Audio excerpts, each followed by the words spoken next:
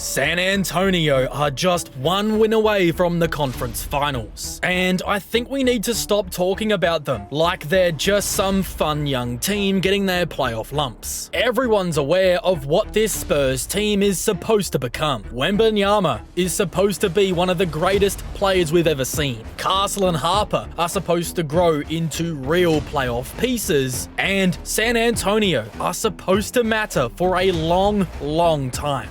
But I'm starting to wonder if we've got the timeline wrong, because Game 4 was supposed to be the moment where all the youth finally showed up. Wembanyama lost his head, gets ejected for the first time in his career, Minnesota goes on to tie the series, and suddenly the Spurs had to deal with their first ever playoff adversity. This is where young teams usually crack.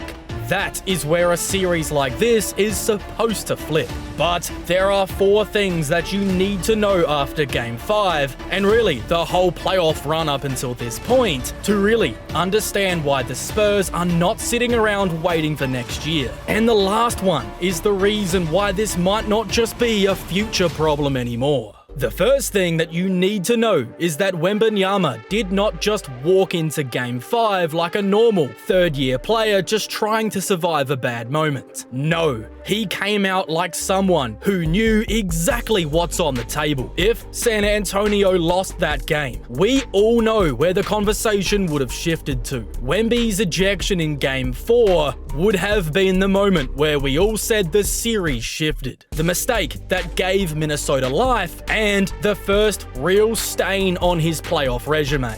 That is what he came out trying to shut down. There was a moment where Ant-Man and Io both went up to him in the first quarter and were really trying to get him riled up. And after the game, Wemby said that one of their main strategies towards him was rage bait in this game. But ultimately, that strategy was unsuccessful because right after they got up in his face, he put the ball on the floor, drove right down the lane and threw one home.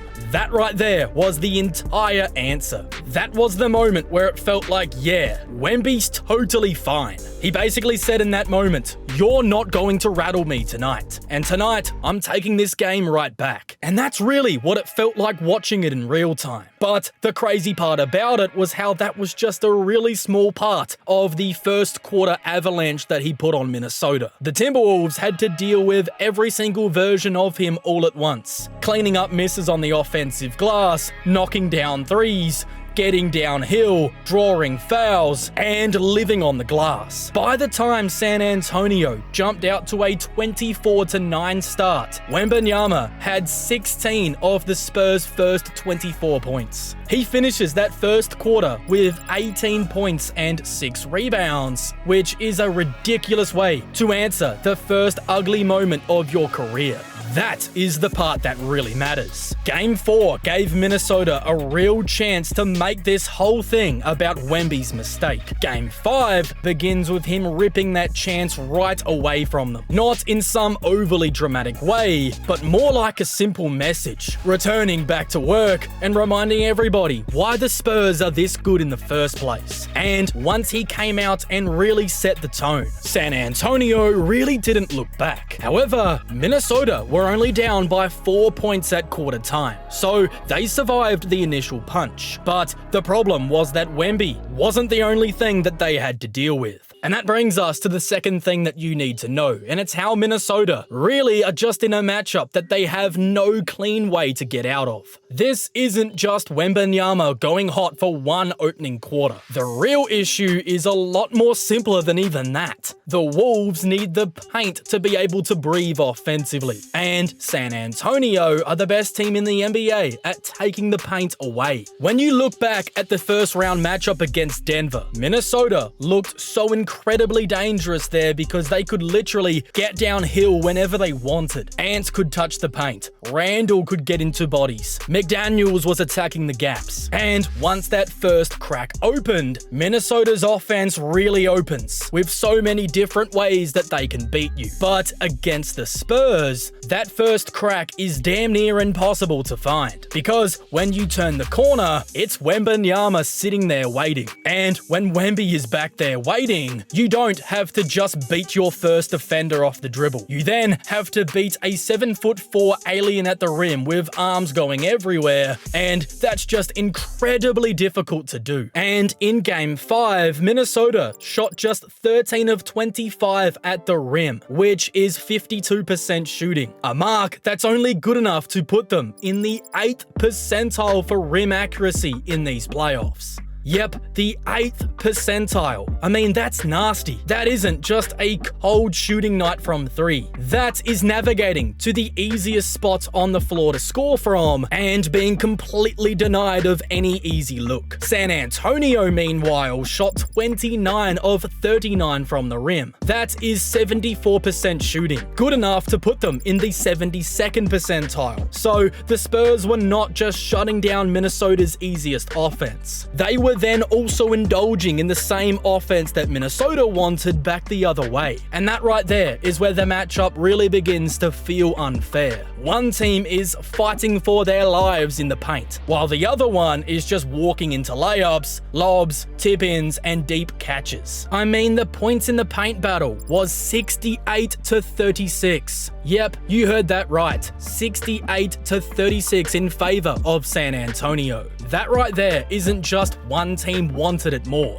That's the Spurs straight up putting up a wall around the paint and then watching the Wolves run into that wall time and time again. And once that happens, Minnesota literally don't know what they're supposed to be doing offensively. Anthony Edwards sees more bodies. Randall has to operate from the outside. McDaniels has to do way more creation than he probably wants to. And then you get to Rudy, who sure gives them plenty of size defensively, but on the other end, San Antonio really don't even have to guard him, allowing Wembanyama to basically play free safety behind the basket, totally eliminating the painted area from Minnesota. And the scary part for Minnesota is how this has been the case since Game 1. Yes, they won that game, so it was easy to just say, yeah, they stole home court and were the more experienced team. But San Antonio shot horribly in that game. Wemby goes 0 of 8 from 3, Fox had 10 points and 6 turnovers, and as a group, San Antonio shot just 28% from 3, but Minnesota only won the game by 2 points.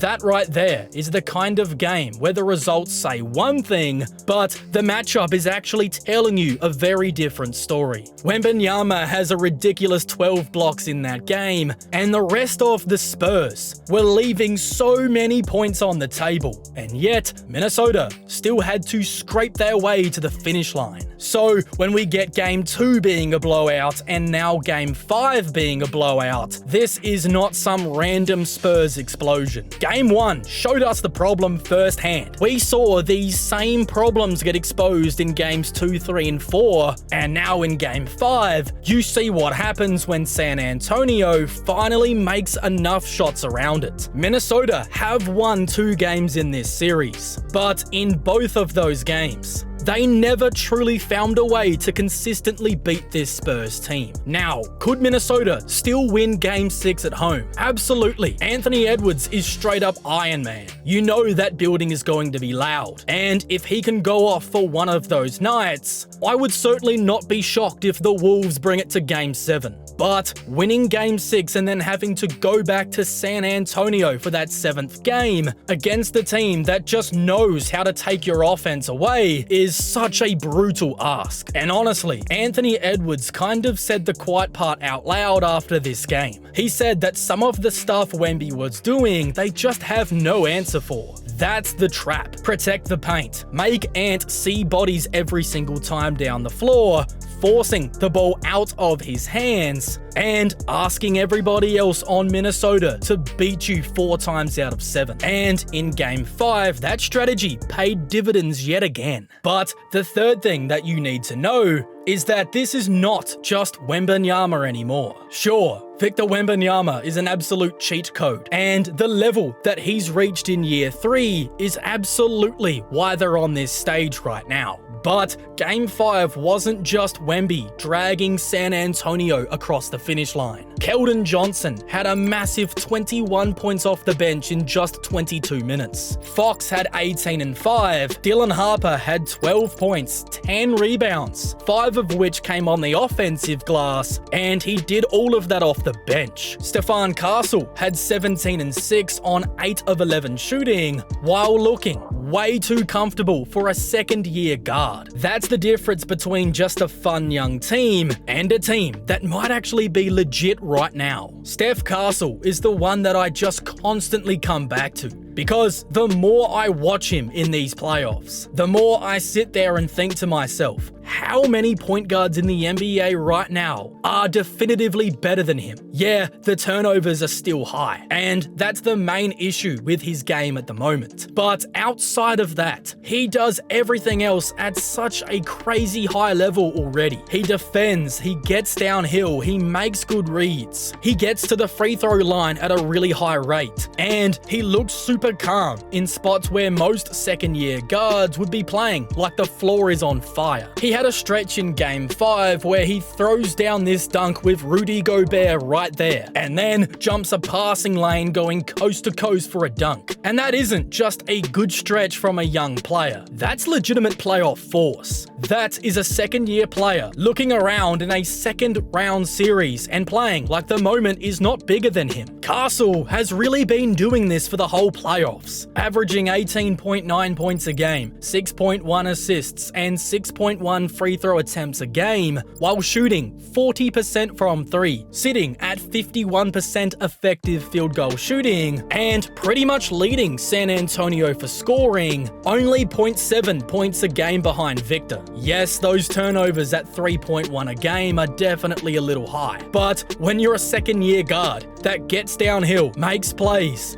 gets yourself to the free throw line, and has guarded Anthony Edwards for stretches of this series, I can definitely live with a few mistakes here and there. And then Dylan Harper is sitting there as the other part of this. And honestly, I think Harper might end up being even better. That isn't a shot at Castle. That is just how much I believe in what Dylan Harper can become. The footwork, the bucket getting, the pace, and the confidence that he already has. All of this we knew was going to translate. But what has really stood out to me is all the intangible stuff that he does. Game 5 was a great example. He had 12 points, 10 rebounds, 5 of which were on the offensive glass. And then he pulls out this play where he goes behind the back to lose a defender, gets right through the teeth of the defense and throws it down at the rim. That is not just a normal highlight play. This could be a superstar in the making. He's leading the NBA in points off the bench in these playoffs. And if you're already finding a way to come in and impact a playoff game as a rookie when the offense isn't even fully built around you yet, what's going to happen when this dude eventually forces his way into the starting lineup next to Wembanyama?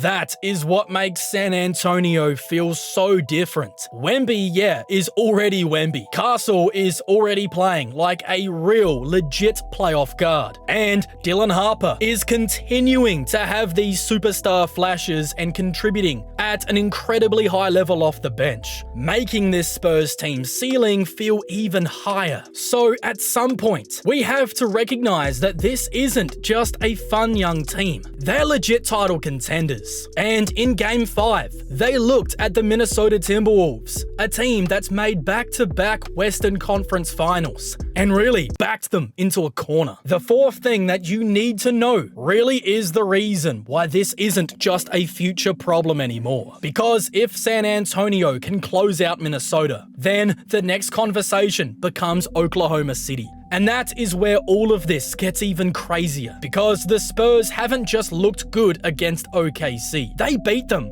4 out of 5 times this season, and most of those were in real games. They beat them in the NBA Cup with legitimate money on the line.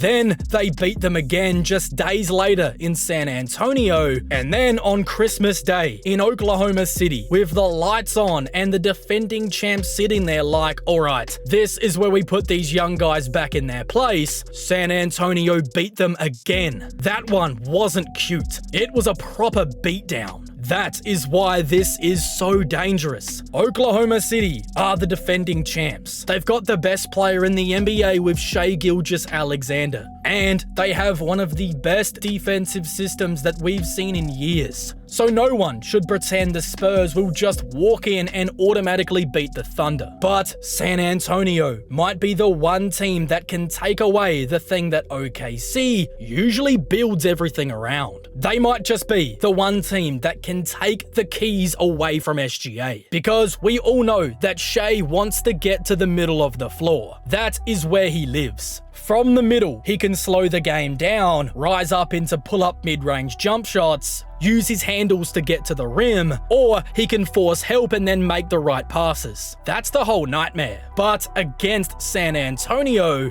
there's a giant problem sitting in the middle of the floor, and his name is Victor Wembanyama. And the reason that Wemby fundamentally changes this matchup is because OKC have a lot of great defenders, but they're not guys that you're terrified to leave open from three. Alex Caruso, Lou Dort, and Cason Wallace. Those are the guys that help OKC be as good as they are defensively. But offensively, San Antonio can look at that and say, alright, we'll live with you taking open threes. On Christmas Day, that gave us the clearest version of the game plan. Wembanyama was basically guarding Alex Caruso, but not really, just completely ignoring him. He was basically zoning up the middle of the floor, sitting in SGA's driving lanes, and straight up telling Caruso, if you want to take a three-point shot, mate, go ahead. I really don't care. And that is the part of the game plan that most teams can't copy. Other teams can say that they want to help off the weak shooters, but they do not have Wemby. They don't have a guy who can actually shut down the middle of the floor from Shai. The amount of ground that Wembanyama can cover is stupid. Like, this isn't normal rim protection. He can get out to the free throw line to contest the shot, but at the same time, he can also recover all the way back to the rim,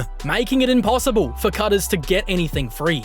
This is the reason why they're having so much success against Minnesota, and this game plan might actually get even better against OKC. Minnesota need the paint to survive offensively, but the Thunder might actually need it even more. SGA getting to the middle is their comfort food. He settles everything down, and that's how they get into their offense. But San Antonio have already shown the ability to just put Wemby in the middle of the floor and make this Thunder team unbelievably uncomfortable. So now the question becomes, who actually punishes it? Caruso has shot the ball well in these playoffs so far, so maybe he can keep that up. Cason Wallace had a couple good shooting nights in the series against the Lakers, so maybe he could too. Lou Dort is going to have nights where he does make you pay, but he's a notoriously streaky shooter. But San Antonio don't care about any of that. They are more than happy to make that bet. They're straight up saying, SGA, we're not letting you live at your favorite spots. If Caruso, Dort, or Cason are the guys that are going to beat us from three, so be it. What we're not going to do is let the best player in the NBA get to the middle time and time again.